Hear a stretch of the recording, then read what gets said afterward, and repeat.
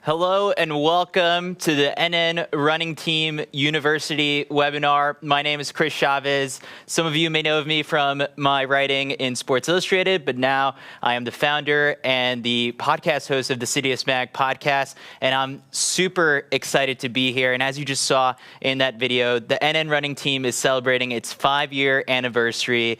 It's a team that has been across the finish line first. You've seen that kit at the Olympics. You've seen them cross the finish line first at World Championships, at major marathons, on track races. So the memories have been endless over the last 5 years, and it's an honor to be here all the way in Rotterdam. I traveled all the way from the United States for this to celebrate this moment.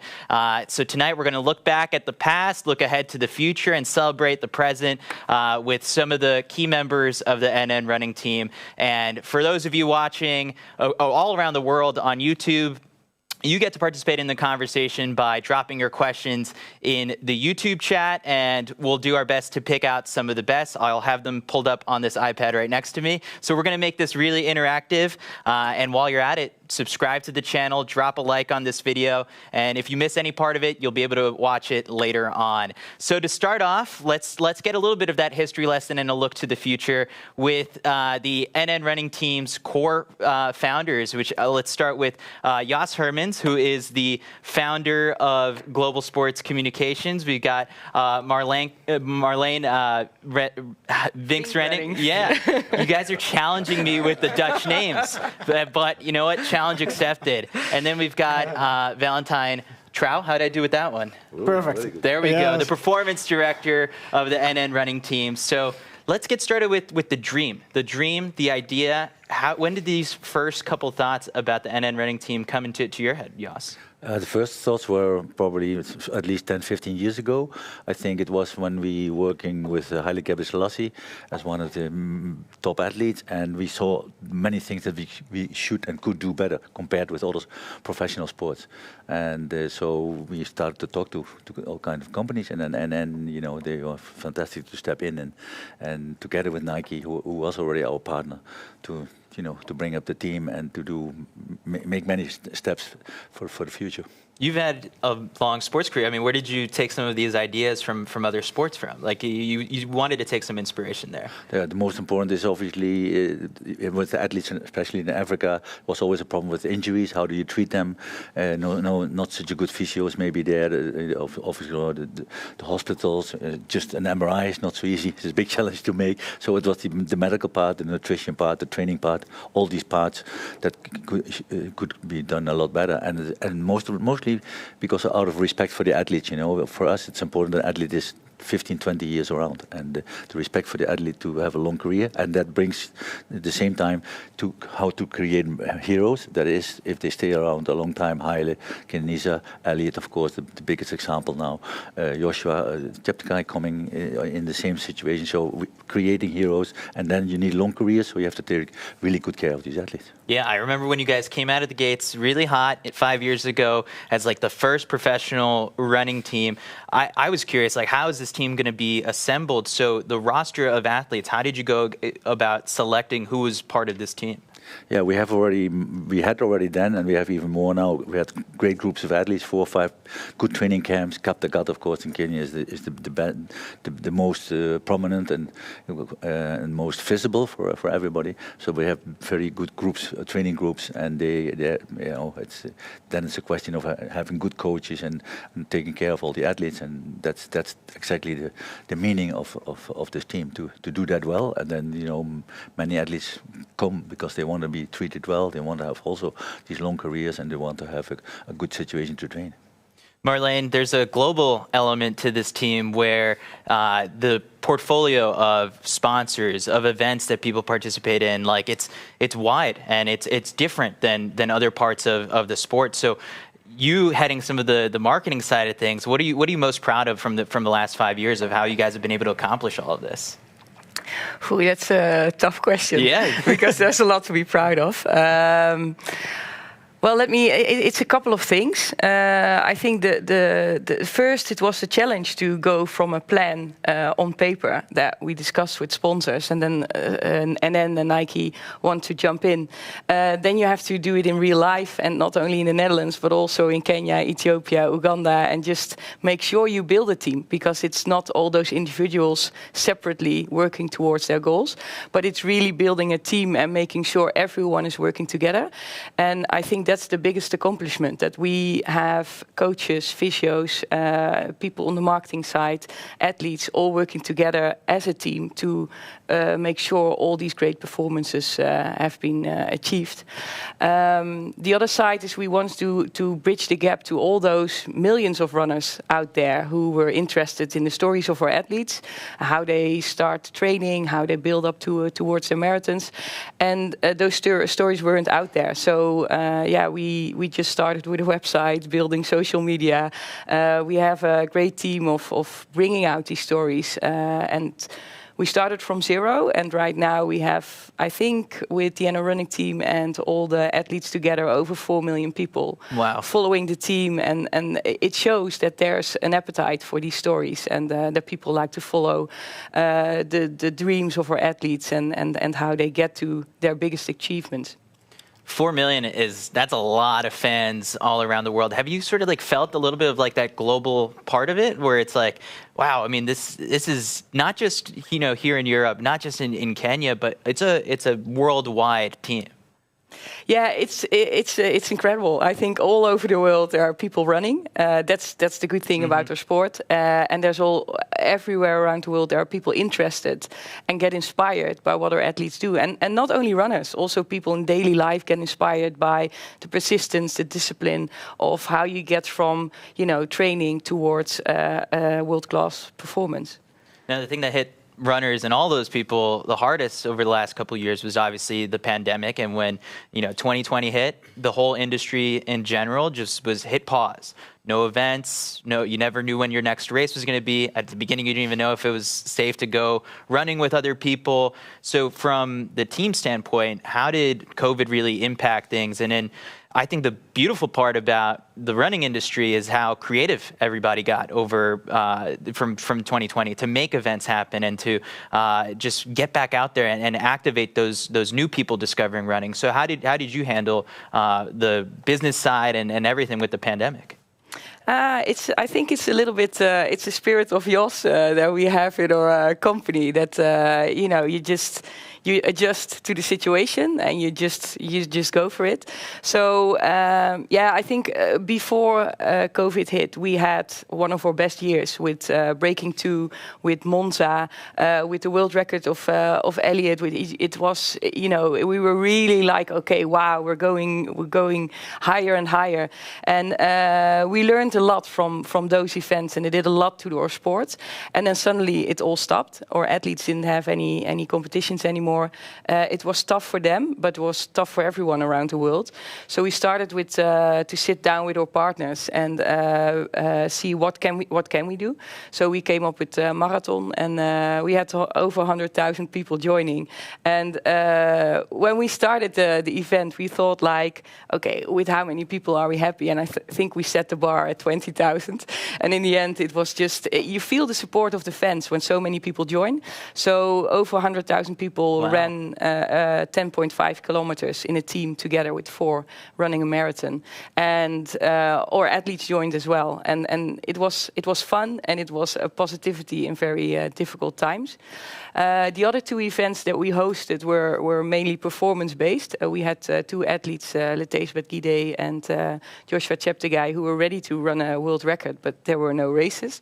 So we have very good contacts with the organization in Valencia, and then we organized a night of world records, and it was amazing in a time where not much was possible. It gave the athletes 2 world records, and it gave the fans, because we broadcasted it on YouTube, it gave the fans the opportunity to watch the races live. Mm-hmm.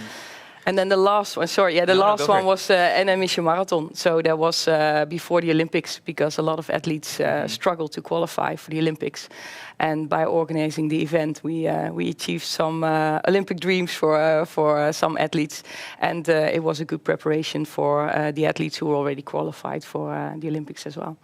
So you hear world records, you hear Olympic qualifiers. Valentine, as the performance director, like that seems like your job is pretty easy when you're dealing with like the best athletes in the world. So what do you look forward to, I guess, taking all of this momentum from the past 2 years of building, even while, the world was on pause, but what are you looking forward to now sort of in the next step of the NN running team?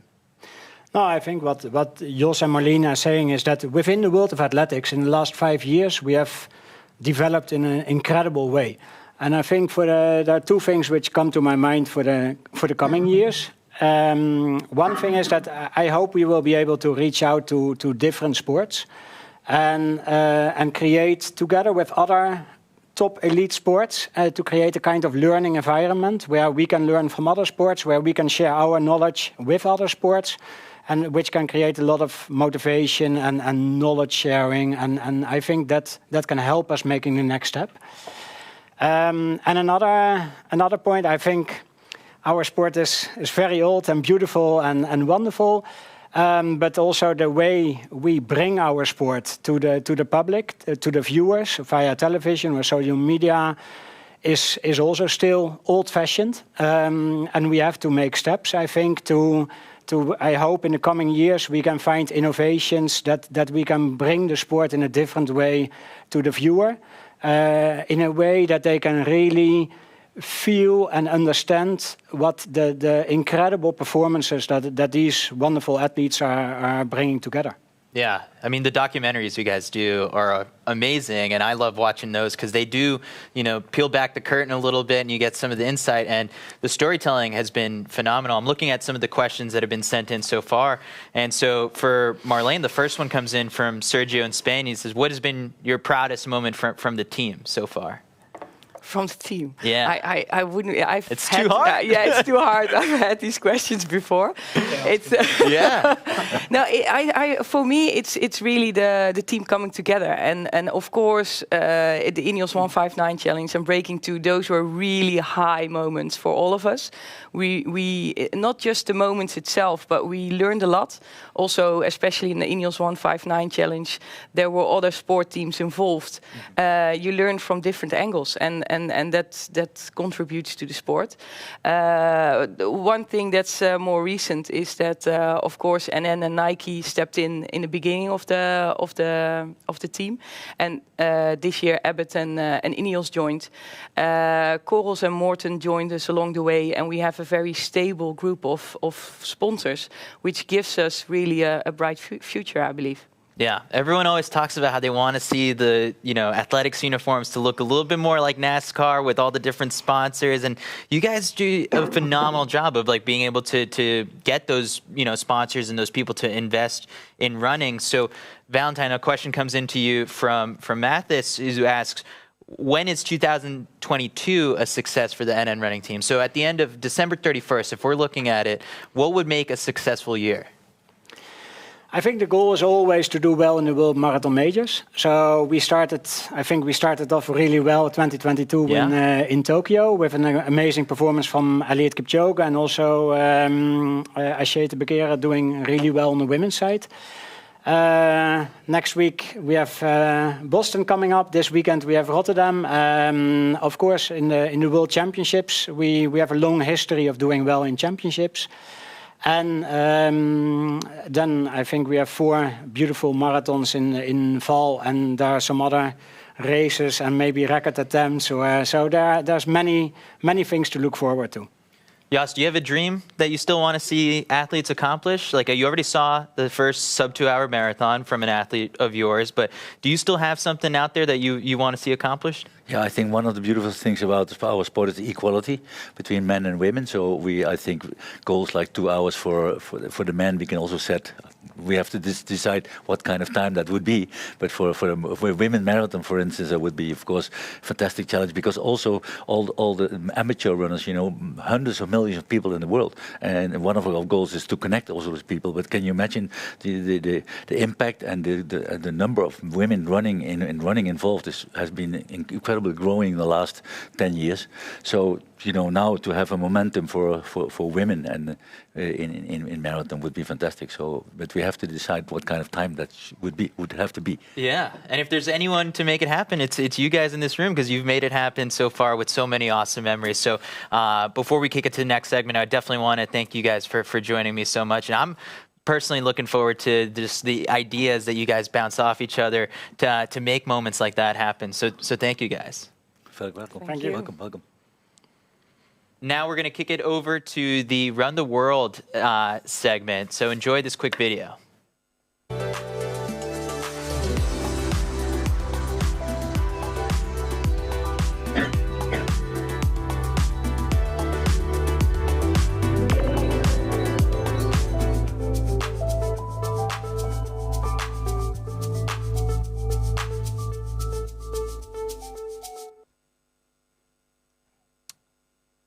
And now to talk to me about how the NN running team has taken over the world is athletes and events manager Yuri van de Velden.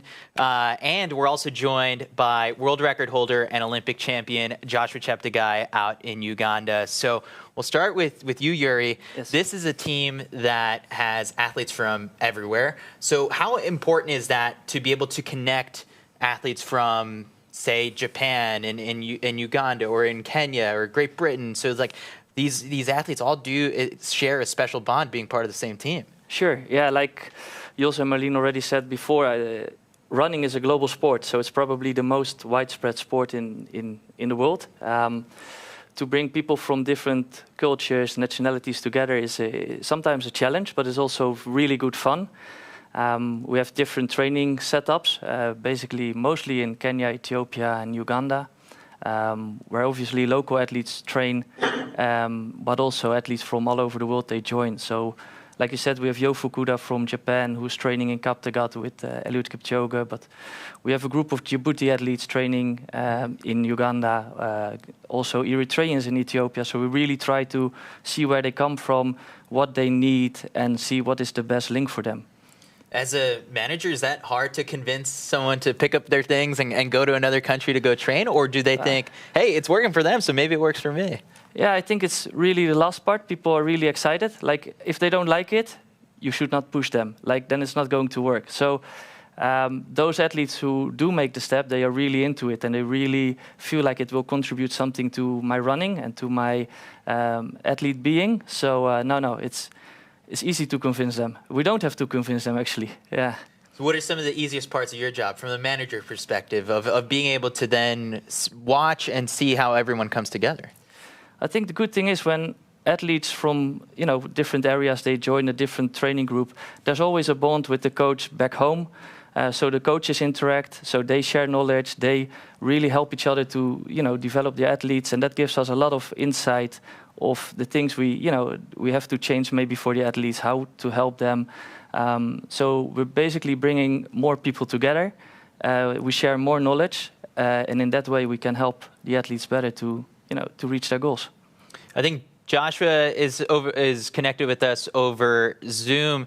I'm curious, Joshua, you've welcomed guests to Kamworor. What has been your experience like, training with athletes from other countries?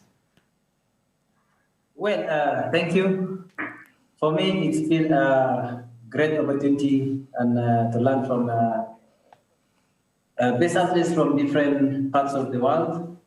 Like Yuri has been saying that Yuri has been talking about athletes training in Kaptagat, athletes coming to Uganda from Djibouti. You saw the likes of Abdi training in Kaptagat. So it's an opportunity that we can learn and appreciate the different aspects in training and also experiences that all these athletes come together with.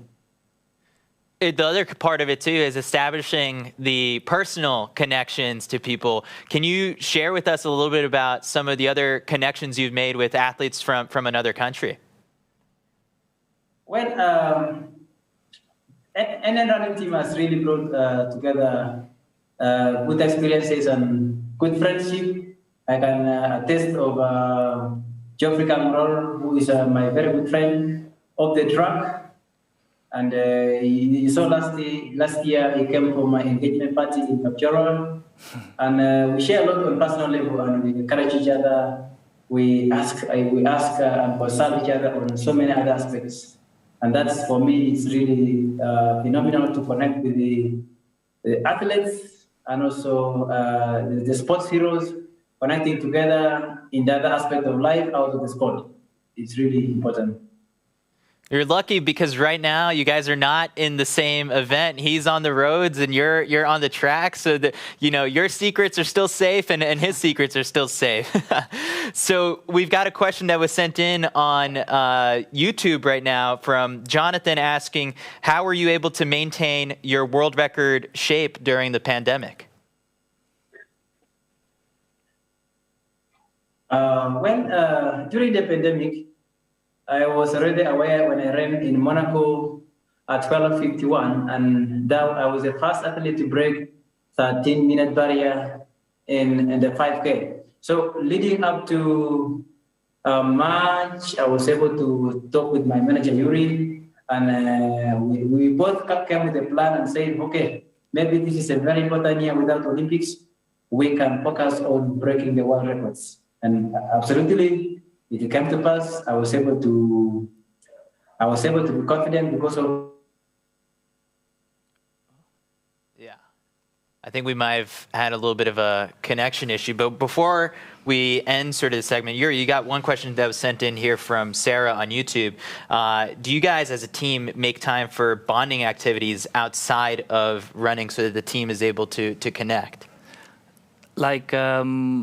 Yeah, of course, like athletes, they do, like Joshua also said, they do visit each other at home, at their own home.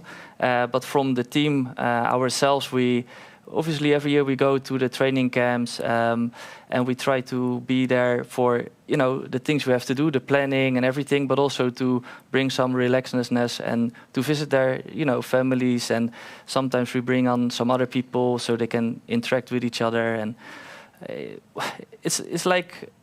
Yeah, we try to make them kind of a family and a friendship group, and from that we try to move forward. Awesome. Well, I'm excited to see. I wish we would have heard a little bit more from Joshua to hear a little bit more about how his preparation was going for the world record. Actually, we might have him still here. Joshua, you're still with us, right? Yeah, sorry, I lost connection. I don't know what happened. No. From your side? It's all good. So now, Joshua, really quick, I guess, before we let you go, you're preparing for another world record attempt. How's everything going with that? Yes, I'm preparing for another attempt of the 5,000 meters in Oregon. And the preparations are quite going on very well. And I should be able to get my body by the end of this month. But so far, it's so good. And I'm confident that this year shall be another very great year again. Perfect. It's got to be so hard when your personal best is the world record. So that means that any little bit of improvement means another world record. So I think that does it for this segment. Yuri, Joshua, thank you guys so much for joining me, and looking forward to seeing, Joshua, what you put together this outdoor season. And now our next segment is going to be running is a team sport. So we'll come back in just a second.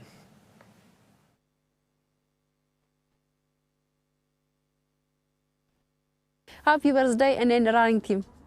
Happy birthday. Happy birthday. Happy anniversary for NN team. Happy birthday. Happy birthday to you. Happy birthday, NN running team. Happy birthday. Happy birthday. Happy birthday. Hello, NN running team. I want to take this golden opportunity to wish you a happy birthday anniversary. It has been really good time. I am happy to be surrounded by the best team in the whole world. I have learned a lot. My sponsors actually have been there. I have been near to my fans, and my fans must be near to me.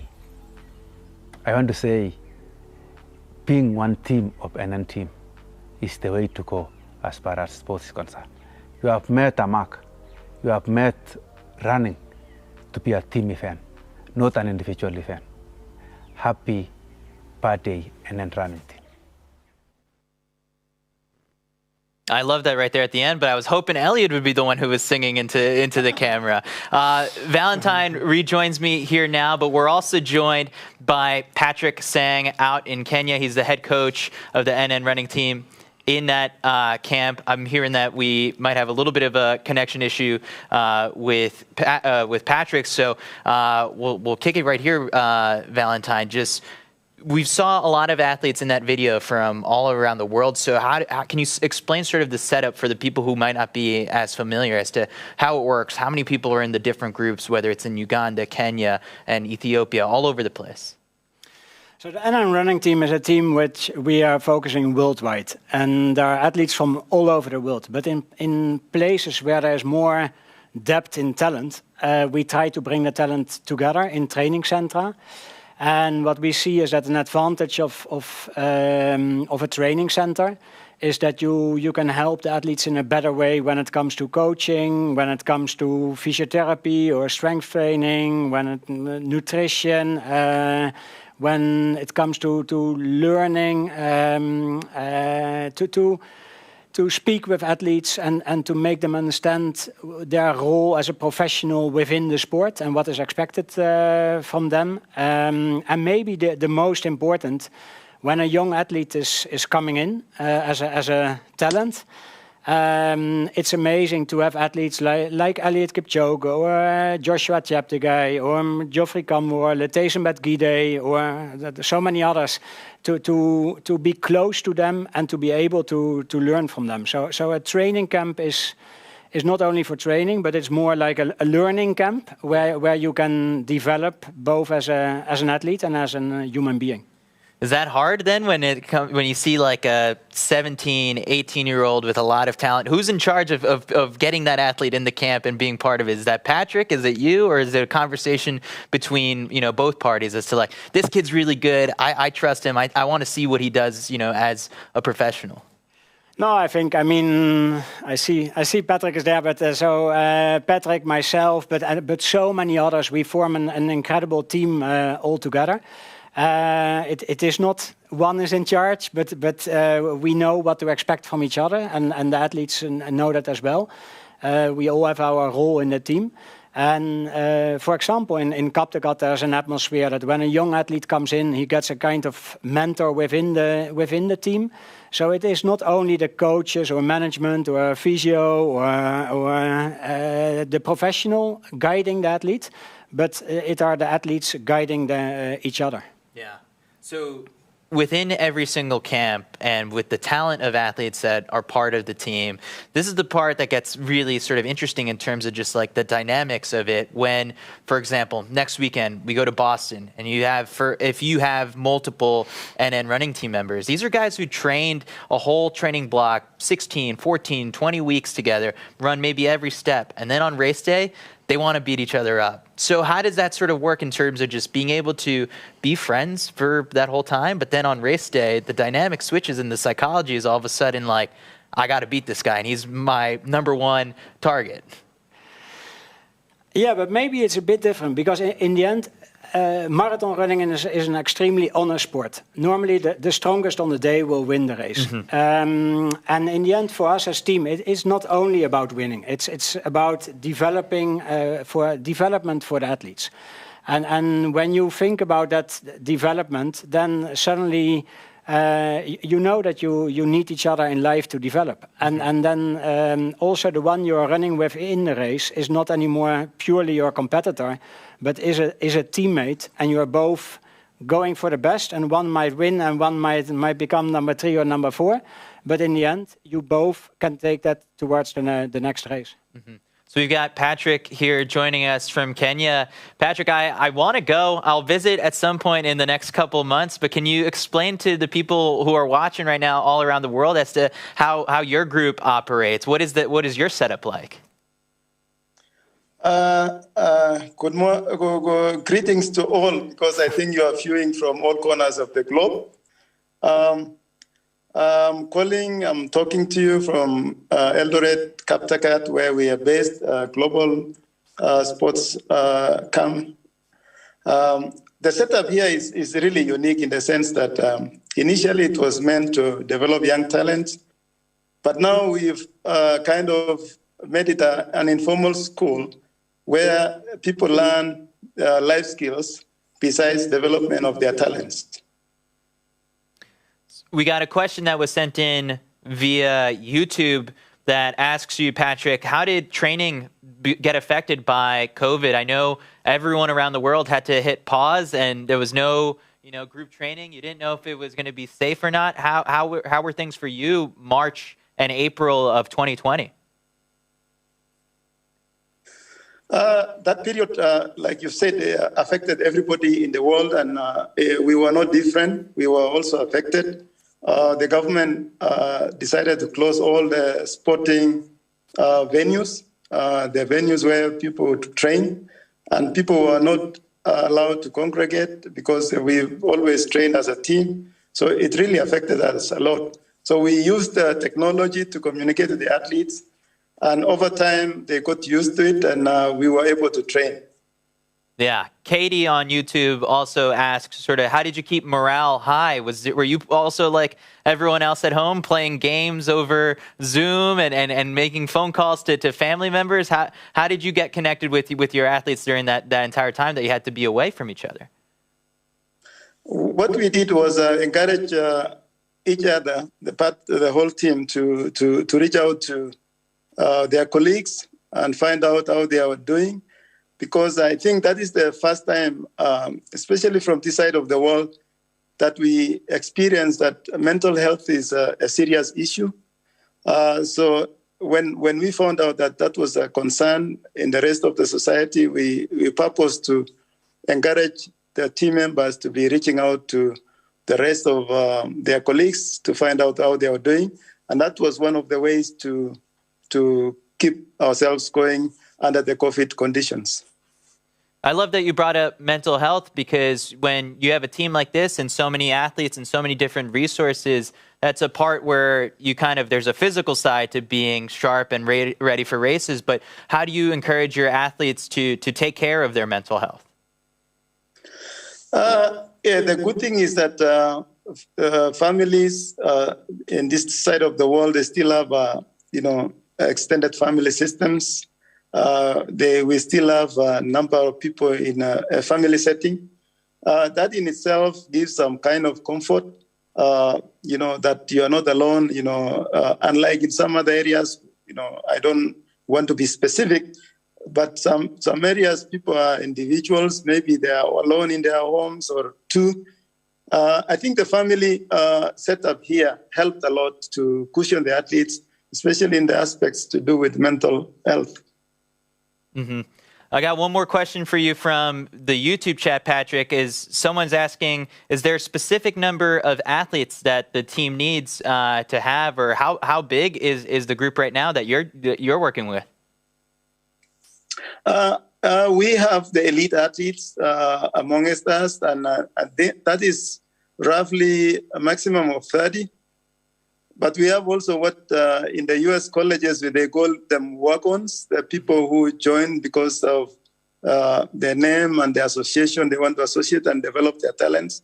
And then we have the community joining. In total, we're talking about an average of 50 athletes within the elite all the way to the community. Yeah. I love the concept of walking on to the team. Can you tell us a little bit about what the standards are to maybe make it onto the team? I'm someone who has never broken 5 minutes for the mile, so I'm not getting my dreams up too high. But what are some of the standards that maybe catch your eye? The beauty of our elite athletes is that they have purpose to pull along those ones who are willing to learn from them and to develop their talents. It gives us also an opportunity to guide them as the other ones model for them on behavior, character, and how to train. Over time, we've been able to actually identify good talents. When they start, you don't know. And we have referrals also from our elite athletes that tell us, hey, you watch on that guy. Probably has a potential. And that's how we interact with them. We motivate them. Once in a while, global team, whenever they come, and the Nike team, when they come, they bring extra equipment.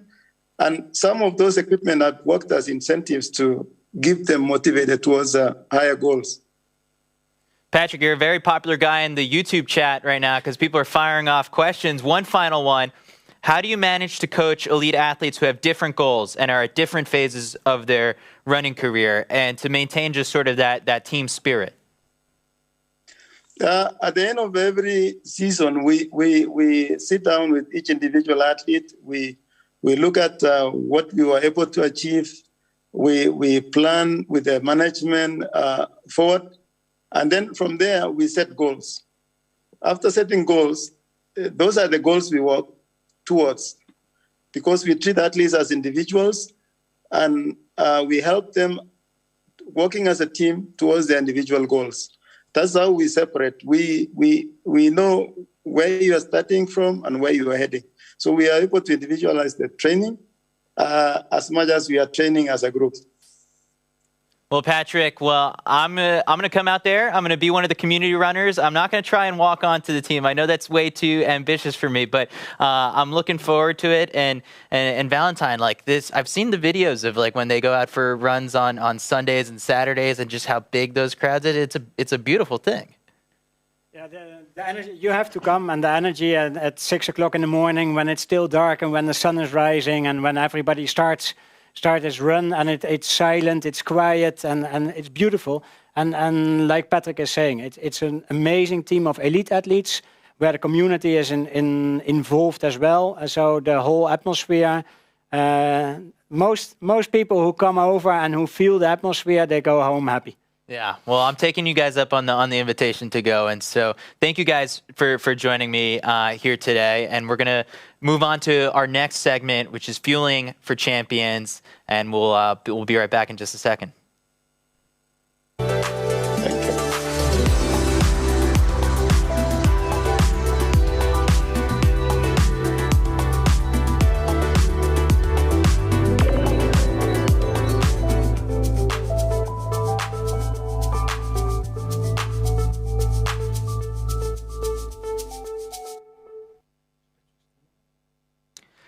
Joining me now is Armand Bedenville, the NN running team nutritionist. So, Armand, you deal with a wide range of athletes, a big cast. So how do you can you explain to us a little bit of how your job works kind of on a week-to-week basis? On a week-to-week basis, well, at the start, I traveled to different training groups just to try to understand the culture, to understand what the daily pattern is of the athletes. And after a while in that process, I started to make changes in the nutrition protocol for breakfast, for lunch, for dinner, and we also introduced some tailor-made products. That's how it started, and now I'm responsible for introducing the LibreSense glucose sensor. It's a project that's still going on, and I'm still learning on all the data we are generating. When you first started and you first got to see how these athletes were fueling for training and for their races, what were some of the first observations that stood out to you about some of the trends and habits they had? Well, it's pretty different compared to what we are used to in Europe and in the Netherlands. So, but you have to respect the culture. It doesn't work good if I'm changing all the nutrition as like we do it in Europe. So that's really a learning process. Yeah, everybody is different. So how do you sort of go about tailoring, your suggestions and your tips for all the different athletes? Well, I work closely with Elliot, Geoffrey, Joshua, Kenenisa, Abdi, and Nienke. And you have to keep in mind that these athletes all have different metabolic profiles and different metabolic challenges. For instance, the hydration energy protocol during the marathon, it's never for me a one-size-fits-all approach. Based on monitoring data, I can advise to drink more or to drink less or to change the composition of the drink. It all depends strongly on individual targets, on weather conditions, or on desired weight loss targets during the race. So it's really individual. It's never a one-size-fits-all approach. Yeah. So it's not as simple as just telling the athlete, "Hey, go out there, take your gels every 45 minutes." It's very tailored to those athletes. That's fascinating to hear. Even that the weather plays a factor sometimes, because if it's hot, it's very important. Yeah. Okay. So tell me, just really quick, like if it's really hot, 70 degrees Fahrenheit at the start of a race, what are some of the suggestions you make to? Well, it depends how many. The difference will be we can't lose too much weight compared to cold weather. If possible, we can change the temperature of the drink and use it as a hot cold sink. So there are all different components. So we've got some questions that are being sent in via the YouTube chat right now. And for those of you who are watching and tuning in for Eliud Kipchoge, he's going to be coming up in just a couple segments. But Armand, for the people watching who are runners themselves, like I'm sure the most common thing you get asked is sort of like, how do I fuel for a marathon? What are some of the other common questions that people ask you? Well, it depends, but I really believe you should have a plan. Just it doesn't matter if you're an elite or a recreational athlete, you should have a plan, just like you have a plan for running. And that plan should cover 4 important topics. First, muscle glycogen, or in other words, the carbohydrate stores in your muscles. Start filling those stores 1 or 2 days before the marathon. Don't overeat, but just focus on carbohydrates at the expense of protein and fat. Secondly, liver glycogen, the carbohydrate store from the liver. This store is almost depleted in the morning after an overnight fast. So pre-race breakfast is very important to replenish this store.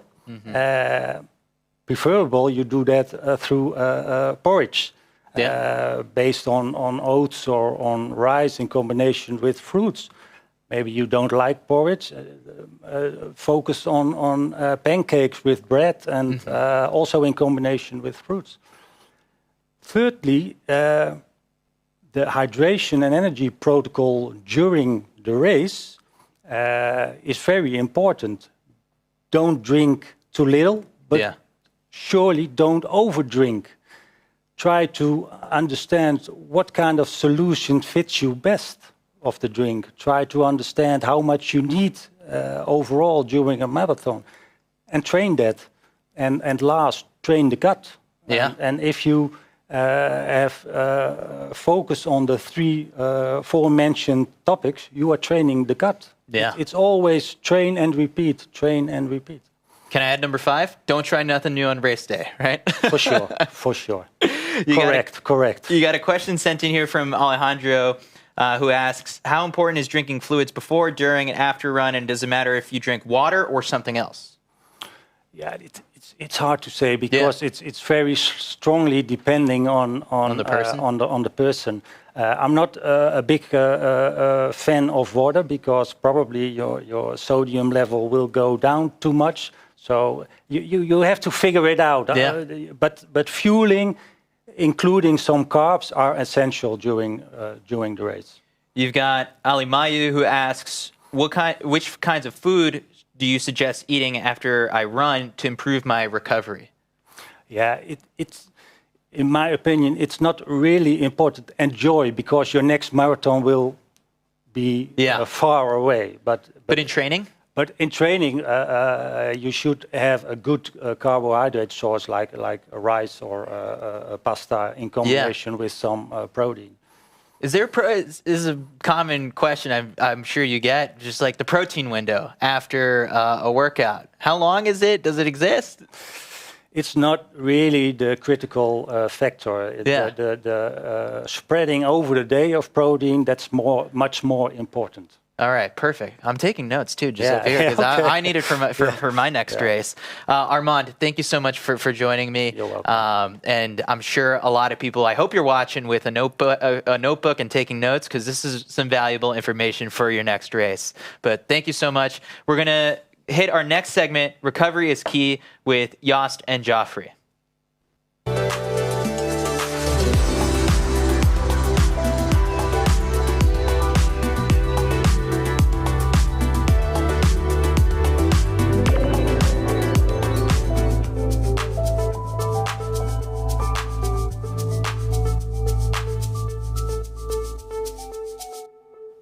Yeah. I think we might have to wait a minute for Joffrey to join us. But here with me is Jos Vollard, the physiotherapist at the NN running team. I'm so happy to see you. It's been a couple of years since I saw you at the New York City Marathon. And in fact, the picture that was being shared on social media for this segment with you doing work on Joffrey might have been taken right before the New York City Marathon. So possibly. You're his go-to guy, but just in general, just sort of how does the physio team work on within the NN running team? Yeah, so during the last 5 years, the NN running team has been working hard to create a situation with physios on the ground in East Africa, in Kenya, in Ethiopia, and Uganda, working together with a team of physios in the Netherlands. So the physios on the ground, they work with the athletes where they train and live, helping them with injury prevention, treatment, massage, and exercises. And the physios of the Dutch team go with the athletes to their international races. So, for example, in Kenya, we have a very experienced physio, Peter Nduhiu, who is working in the Kaptagat camp. So when I go to a race with Joffrey or other athletes that are being seen by Peter in the camp, we have a call, we communicate, he tells me how the athlete is feeling, and what I can focus on when I see the athlete in the competition. And that's also part of the beauty of the teamwork. I love that there's a part of it too that you travel for these races all around the world to follow these athletes. Do you have a memory that really sticks out to you as a favorite of yours that, hey, I worked on that guy right before he broke that record?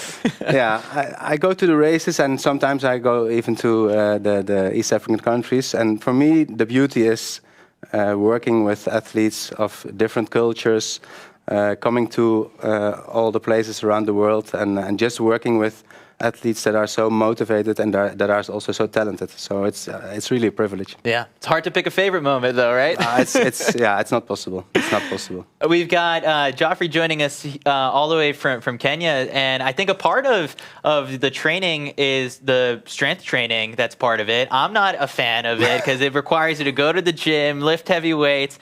When it was first proposed to you, Joffrey, that you have to do some strength training as part of your regimen, what was your reaction? Actually, good evening to everyone. Thank you. I'm happy to be with you and to connect with you. To me, I think the strength training is really something that it's a physical exercise that are designed to improve strength training and endurance. Strength training can provide significant functional benefits of the overall health and well-being. So, starting with the healthy strength training is something that makes the body to adjust to the normal training program. Yes. We see the videos sometimes on Instagram when you guys are doing the strength training, and we see obviously a lot of videos and photos of you guys running. How is that balanced? And like, do you have a preference of which one you like better? Sometimes when we do strength training, like exercises, it's something that can prevent injuries. And it can prepare the body to adjust to tough trainings and for sure to prevent the injuries. Yeah. Are the balance exercises the one that look like you guys are dancing in the room? I think it's part of the strength training that can make you fit, and you can sweat, you can warm up before doing actual exercises, because it's a long actually exercise period, which is actually the endurance. So it's one part of warming up the body before starting the real workout. Yeah, I love seeing those videos whenever they get posted. Jos, when it comes to something that Joffrey just mentioned, a little bit of the injury prevention side of things, there's a lot of people tuned in right now who are training for marathons or half marathons and races. So do you have any sort of suggestions of things that you work with, guys like Joffrey and Elliot, and some early tips, simple things that can make a big difference? Yeah. So let me make a small comparison. When you are an athlete and you train in the summer, you wear a t-shirt and a short, and there's nice temperature, and everything is fine. But when you would do the same in the winter, your body is cold, the temperatures are down, so the body is not prepared with those same clothes for that situation. So you dress differently to protect the body. With exercises, for me, it's the same. Joffrey was already mentioning injury prevention. It's of course also performance enhancement. So what is really important is that you do the exercises not in a gym to become a bodybuilder, but you work with your body weight. You work with small equipments like medicine ball, like a physio ball, like small mini bands. I think you can do it at home or you can do it in the gym, but if you go to the gym, I think there's a lot of machines in the gym which are, you get stronger, but you don't train your stability. So it's not functional training. So I would always advise athletes to invest in their strength and stability, but in a functional way by doing mainly body weight exercises and exercise with small dumbbells and stuff without hitting the big weights. I think the only way to convince, some runners like me, I guess, to do some exercises with the bands and like the stretching is when you see photos of the best runners in the world doing it. How do you sort of implement some of those for early activations? What do you mean by early? The resistance bands right before a workout or a training run, like. Yeah, that's actually a good point. You can do your strength training in the week, so maybe like 30 minutes of core or something else.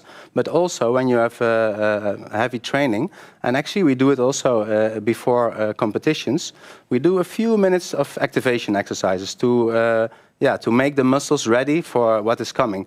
So you could do it with a band. That's a really nice tool, the mini bands. And that is just a question of 1 or 2 minutes maybe doing the exercise that you know, but in a really short time. And that has showed to really help the preparation to do a tough run or even a competition. Yeah, we've got a question sent in from YouTube for you that says, does staying off your feet actually help recover, or would it be good to walk or run easy a little bit? Yeah, I think that depends what you have done. I think when you run a marathon, it's really nice to take complete rest. I wouldn't advise to go and run a marathon in the morning and then let me do a cool down run. No, but of course, generally, it's good to stay I think there are some hard sessions, and the days you should never do like 2 or 3 hard sessions in a row. But if, for example, your hard sessions are on Monday, Wednesday, Friday, in the meantime you can have some easy runs or something like that. Perfect. Well, you guys have a ton of questions that have been sent in so far on the YouTube chat, and if you follow the NN Running Team pages on social media, these experts will also be there to answer some of the questions that we haven't gotten a chance to. But coming up next will be the moment that a lot of you have been waiting for. We have the one and only Eliud Kipchoge joining us in just a moment. Thank you, Jos, and thank you, Joffrey, for joining me. You're welcome.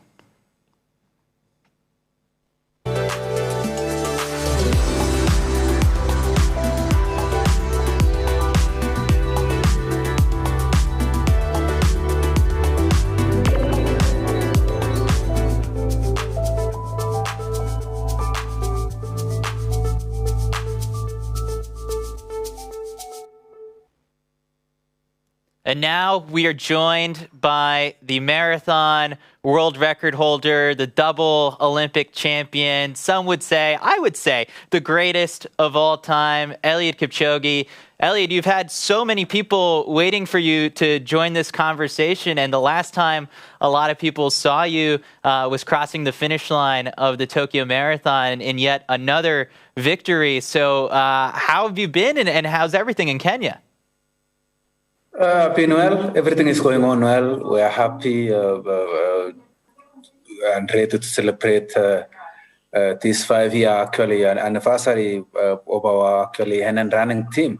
So generally, we are doing well. We are really focused. We are happy than the last 5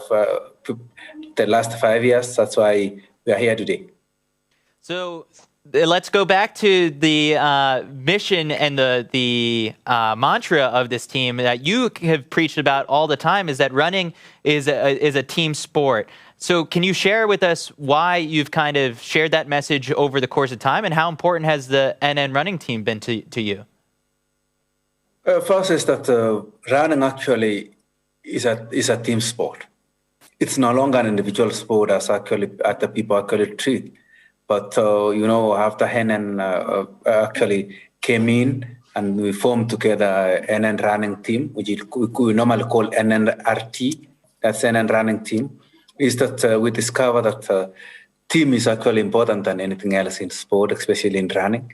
And, helping each other both mentally and physically is what made us actually to respect the teamwork, as we always define teamwork as a group of people trusting each other, not a group of people who are actually working together, but a group of people trusting each other. And then actually has reinforced this. It has put more effort on this. It has put the resources, the knowledge on the whole team. And today, running or a marathon is no longer an individual event. It's a team event. So this might be a hard question for you. Within the last 5 years, like, what is your NN running team like highlight? Let's do two. Let's do a personal highlight when you crossed, maybe a finish line wearing the kit, your personal highlight, and then what's your favorite moment of another member of the NN running team? Actually, for the last 5 years, NN running team has, I can say it's the best moment is when I broke the 2-hour barrier, which I can say without NN, actually, I could. I think it could not be. It couldn't be happen at all. So that's my best ever. Actually, the time to cross the machine. On the other hand, is that my teammates that when Geoffrey actually broke a world record in half marathon, that was the best time ever. And on the other hand, that we have many of my teammates. Kide actually broke the half marathon again. And then, it has been really fruitful. The last 5 years have been really fruitful to us as NN running team and to sport in this world. I think the part that is awesome is just the global nature of this team, that you have fans everywhere around the world. Have you felt that love when you go to races and you see maybe somebody wearing an NN, jacket or T-shirt, or sometimes they even have like the same kit as you? Yes, I've realized that, and the one thing that NN actually introduced to us is that they brought actually fans near to us. And they took us near to the fans. That's why when we go to Paris, when we go to Chicago, to Portland, when you actually pump into any shop or Nike, we normally see the NN clothes. We wear together. And I trust and pray that in the next 5 years, we will see the world actually wearing a white and then a jersey. So we've got some of those fans all around the world sending you some questions right now on YouTube. The first one that comes in is, how do you battle your mind when you're running 42 kilometers? Or what are you thinking about? That's a long time to be out there on your feet. Many things are coming out of my mind. They are really crossing all from west to north to south to even east of my mind. But all in all, I'm trying to block them. Concentrate fully on the road, concentrate fully on the time, concentrate fully on the task that is ahead, concentrate fully on actually finishing the marathon. But the purpose is that, when I train for over 4 months or 4 months, then I know this is the only task. This is the only way to actually block away what's in my mind and help me to concentrate purely on the run. So when I'm, taking all those time training every day for 4 months can make my mind easy to go easy on the road and to go easy also on blocking the messages which are coming maybe at 5 kilometers, 20, 15, 35, and when I manage to block away, then that's the way to run towards the finishing line. Someone else asks, Eliud Kipchoge, do you listen to music before, during, or after training? I know you're a big Kelly Clarkson fan. I'm a huge Kelly Clarkson fan. So when are you listening to Kelly Clarkson? I'm listening when I'm relaxing. I'm listening every day. I'm listening every day when I'm relaxing. And, it's the way to relax my mind. After a big race, I listen to Kelly Clarkson. After a big and huge day in training, like long run or Tuesday on a track or a fat leg on Saturday, then I really listen to the music, and that's the way to relax my mind. I love that. You also got another question that asks, what exercise do you enjoy and what exercise do you dislike? I enjoy most of the exercises, but I'm trying to enjoy all of them. No, it's really there is no easy exercise. All of them are hard, but I enjoy building my stomach all the time. Sometimes I don't actually like actually lifting a lot of weights. That's it. Yeah. Another question I kind of just thought of was, you know, everyone knows you're really good at running. You're phenomenal at running. What is something you're really bad at? Are you a bad cook? Are you like a bad driver? Like, what is something that you're not good at? I am bad at swimming. I don't know how to swim. I didn't know that. Do you want to learn at some point? In future, yes. That's what's in my bucket. Yeah, maybe, you know, everyone knows you can break 2 hours to the marathon, but a triathlon, that's got to scare you. Another question was sent in asking, do you like football? Now, I'm from the U.S., so that means like American football. I'm guessing they mean soccer. So like share with the viewers, like what's your team? I like football, and I am a fan of English Premier League. I am a huge fan of Tottenham. Are you an NFL guy? Do you watch American football or no? I watch American basketball. That's why I always follow LeBron James. Okay. Well, I don't know if you saw the news. He didn't make the playoffs. I think he's out. So not a good year for LeBron James. Yes. Another question is, what do you do for recovery in between your training sessions? I just grab a book and just read. Sometimes I spend most of the time on the bed. The one thing that I remember when you and I connected in Eugene last summer was people love to hear, what is Eliud Kipchoge reading nowadays? And last summer, if I remember correctly, you were reading Atomic Habits, and then you were going to read Barack Obama's biography. So those were the books for 2021 that you had on the docket. What are you reading now, and what do you want to read this year? I'm reading David and Goliath at the moment. Do you have anything else that you have like on your bookshelf that's coming next, or are you just one book at a time? One book at a time, but I think I'll read The Sapiens in maybe in some few months. Okay, yeah, I've seen that one. It's a big book, so that'll save you a little bit of time. Final question that was sent in via YouTube. I'm sure there's so many more that are out there. Is Eliud, do you struggle with motivation sometimes, and how do you overcome it? Yes, I struggle with the motivation, but I try all the time to get inspired and motivated by the messages of all my fans across the world. So that's what makes me to get out of the bed and run.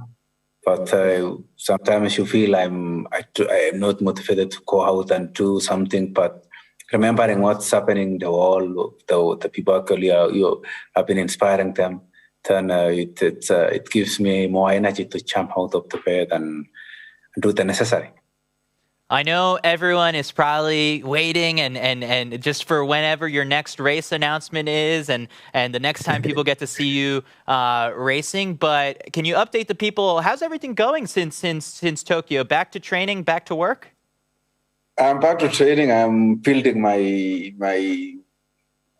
season now. I'm doing gymnasium, some few runs, but I will announce where I will step or where I will put my foot in future. So all will be well, and future is great. Yeah. Now, as an American fan, like we all know, we're waiting for you to announce Boston and New York, but whenever you're ready. So, Eliud, thank you so much for your time. There's so many questions that people have sent in that we haven't gotten a chance to answer. But if they follow the NN running team on social media, if they follow you on social media, ask away, and maybe we'll get another chance to answer them. Thank you so much, Eliud. Thank you very much. I wish all my fans 50 actually. Yes, 5-year anniversary. Let us all celebrate. Let us all celebrate the teamwork in running. You know, it's no longer an individual event at the moment. It's a team event. Let us all celebrate the spirit of teamwork. Thank you. There you go. You heard it from the greatest of all time himself. To everyone watching all around the world, my name's Chris Chavez. Thank you so much for tuning in tonight. If you didn't get a chance to catch the beginning of this, it'll be available for you to rewatch on the NN Running Team YouTube channel. While you're at it, hit subscribe, hit that like button, and be sure to follow the NN Running Team on Facebook, Twitter, Instagram for all the updates on the team and the experts that you saw speaking here today. Thank you so much for tuning in. We'll catch you next time.